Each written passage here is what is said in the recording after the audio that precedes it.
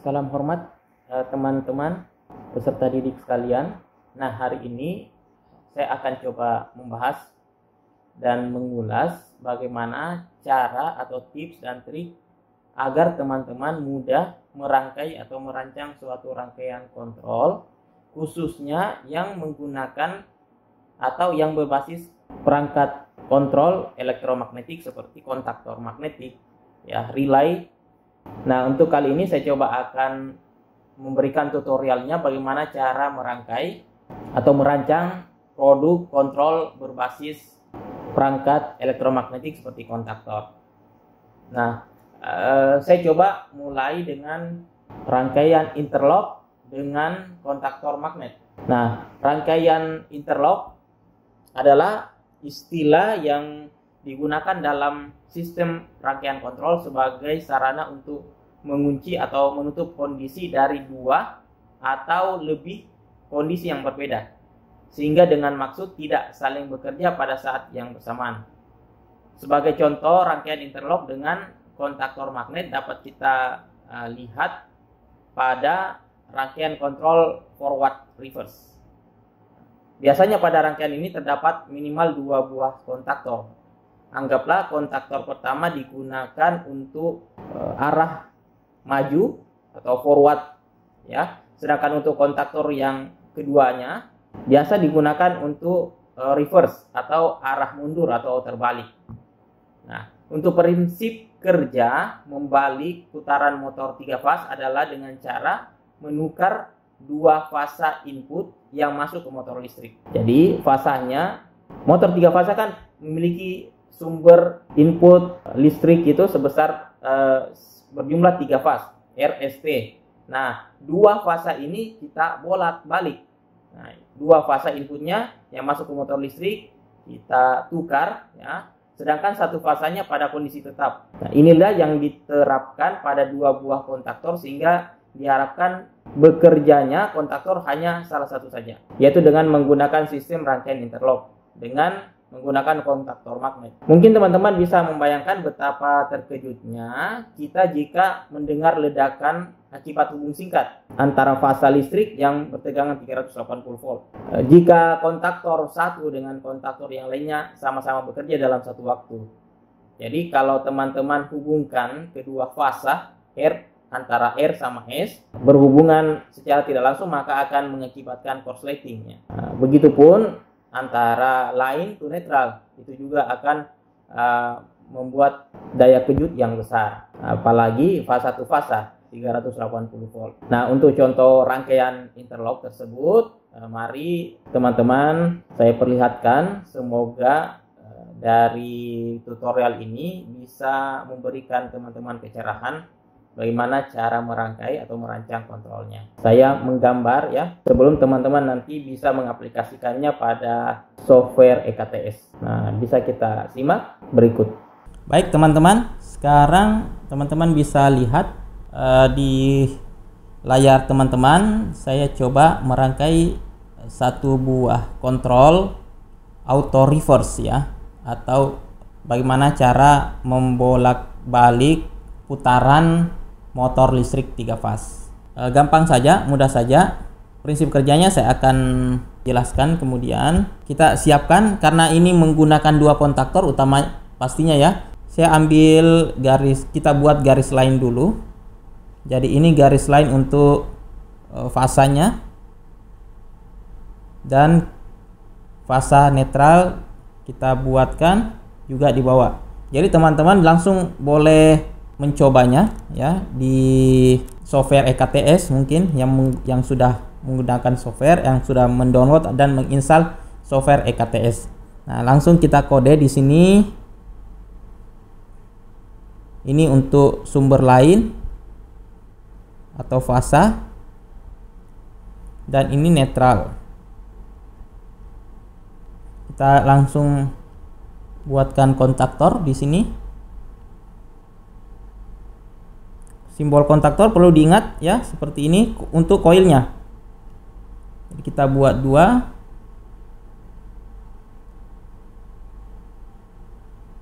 Nah, ini adalah kumparan daripada kontaktor. Langsung saja kita hubungkan netralnya Artinya dua kontaktor ini sudah mendapatkan sumber netral. Nah, ini kita berikan label K1 dan ini adalah K2. Ini A2.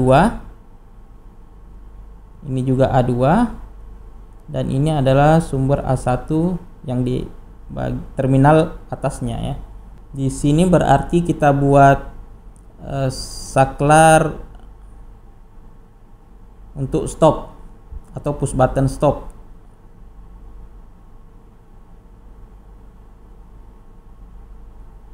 Nah, push button stop, terus kita buat di sini di bawahnya untuk push button start. Kita menggunakan NO, push button off ya. Dan ini adalah push button on. Berarti kita gunakan juga, karena ini adalah modelnya rangkaian interlock manual ya. Jadi kita menggunakan dua push button on 1 dan push button on 2. Berarti dia di sini. Maaf kalau kelihatan kurang simetris antara komponennya, karena saya menggambar dengan tangan. Nah, sekarang kita rangkai deh. Sekarang komponennya sudah ada. Komponen kumparan kontaktor kita gunakan 2, K1 dan K2. Push button on 1 dan push button on 2 kita gunakan 2 untuk yang NO. Sedangkan push button off tentunya kita gunakan sebagai tombol atau push button stopnya. Nah, sekarang langsung saja kita rangkai. Kita hubungkan dari fasa tentunya ketemu dengan push button off. Nah, dari rangkaian ini arus tentunya langsung mengalir karena push button off dalam posisi NC.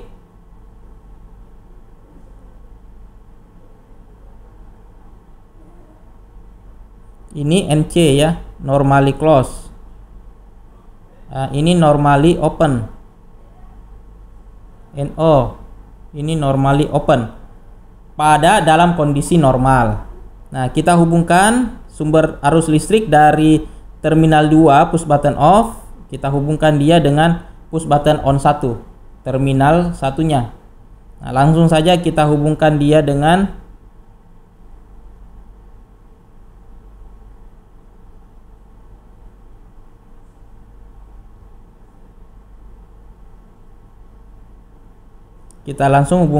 dari push button on 1 ketemu dengan kontaktor atau kumparan terminal A1 pada K1.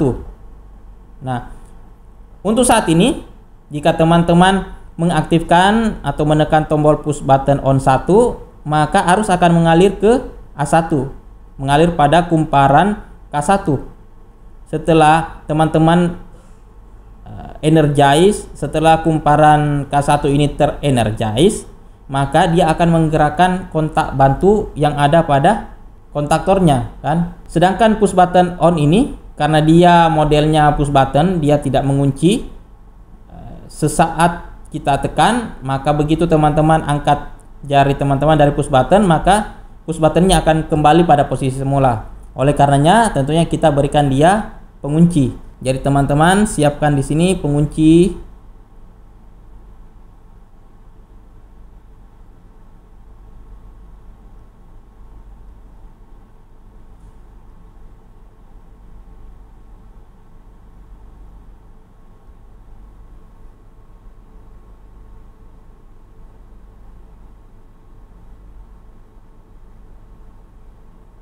Nah, ini K1. Ini anak kontak daripada K1. Kita hubungkan secara paralel. Ya kan? Jadi setelah K1 ini, kumparan K1 ini terenergize, maka dia akan menggerakkan K1 menutup. Sehingga dia akan mengunci arus listrik yang mengalir ke PB on 1. Jadi arus listrik akan mengalir ke sini setelah setelah kumparan K1 terenergize, arus listrik akan berpindah aliran menuju ke kontaktor K1.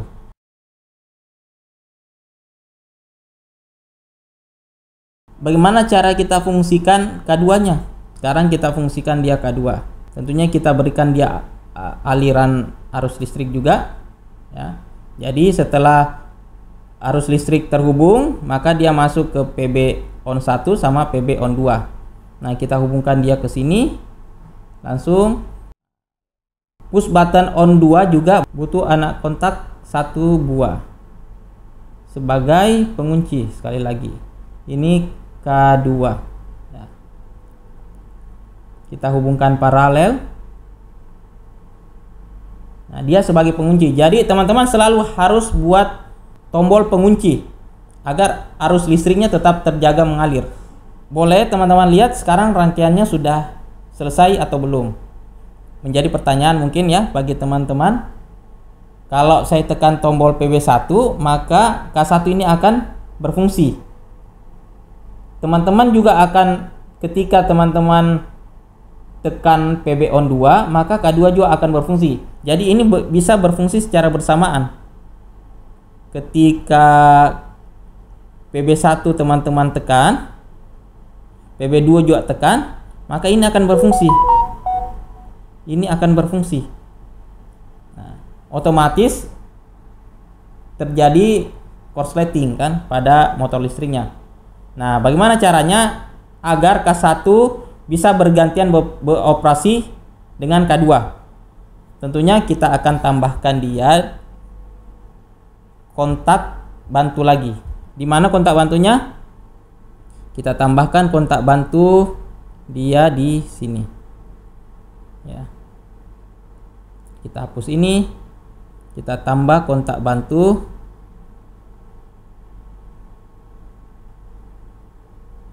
Kita tambah kontak bantu di sini.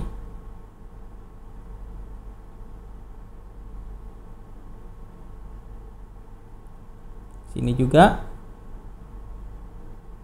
Nah, agar fungsi kontaknya ini bisa bergantian. Nah, ini tetap saya kasih garis lurus di sini. Nah, sekarang begini dia fungsinya. Biar teman-teman tahu anak kontak apa yang saya berikan di sebelum kumparan K1 dan anak kontaknya siapa yang saya berikan di sebelum kumparan K2. Nah, saya bisa pause dulu. Teman-teman bisa pause. Kira-kira coba teman-teman analisa anak kontak yang saya simpan sebelum kumparan K1 dan K2 ini kita pakai apa? Mungkin teman-teman ada yang sudah selesai. Nah, kita berikan, artinya dia kita silang ya. Di sini K2, kontak bantu dari K2, dan di sini adalah kontak bantu dari K1.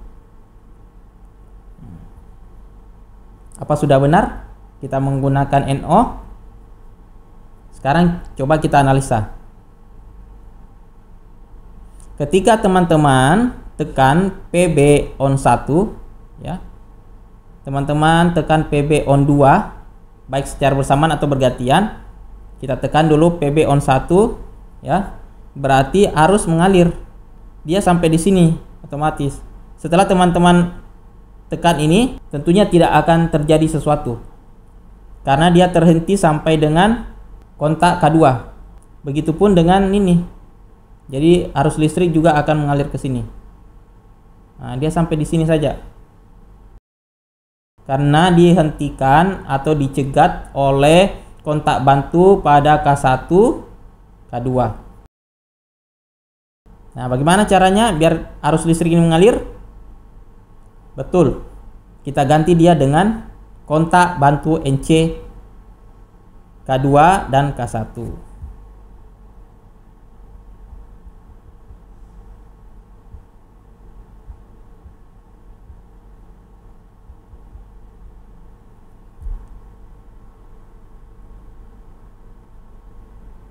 Kita buat dia jadi NC.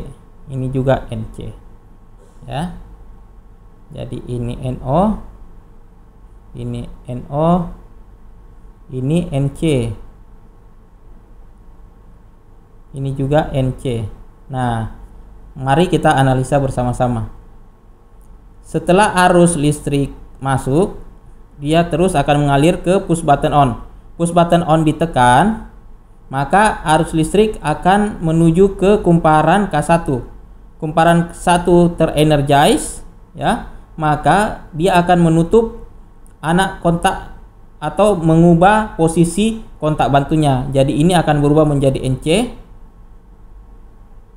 NC ini akan berubah menjadi NO.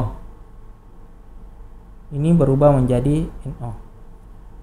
Dia merubah ya. Maka arus listrik akan mengalir ke sini. Mengalir ke sini. Nah, ini otomatis terputus. Dia terputus. Dia mengalir lewat sini. Dia mengalir lewat kontak bantu K1. Dan dia terus mengalir ke sini, stop di sini dan stop di sini. Oke. Itu untuk prinsip kerja pertama. Dan prinsip kerja kedua, teman-teman begitu tekan push button on 2 ya, maka ini akan berubah menjadi NC dan arus listrik akan mengalir nih. Arus listrik akan mengalir dan mengoperasikan atau menenergize kumparan daripada K2. Otomatis setelah ini terenergize, dia akan membuka kontak bantunya K2. Ini menjadi NO. Dan arus listrik yang mengarah ke kumparan K1 akan terputus. Maka dia akan berubah bergantian ya, secara prinsip kerja. Jadi ini akan terputus, arus listrik ke sini akan terputus. Maka K2 yang berfungsi setelah teman-teman tekan tombol PB on 2. Seperti itu saya rasa prinsip kerjanya. Ya, semoga teman-teman bisa tercerahkan. Ini rangkaian interlock manual ya. Teman-teman boleh mengeksplorasi lagi, teman-teman boleh coba berkreasi lagi, membuat rancangan ini menjadi otomatis, menambahkan dia dengan timer. Ya. Terima kasih, semoga bisa mengerti. Jika ada yang kurang bisa dipahami, nanti teman-teman boleh bertanya di kolom komentar. Terima kasih, sampai ketemu di pembelajaran selanjutnya. Wassalam.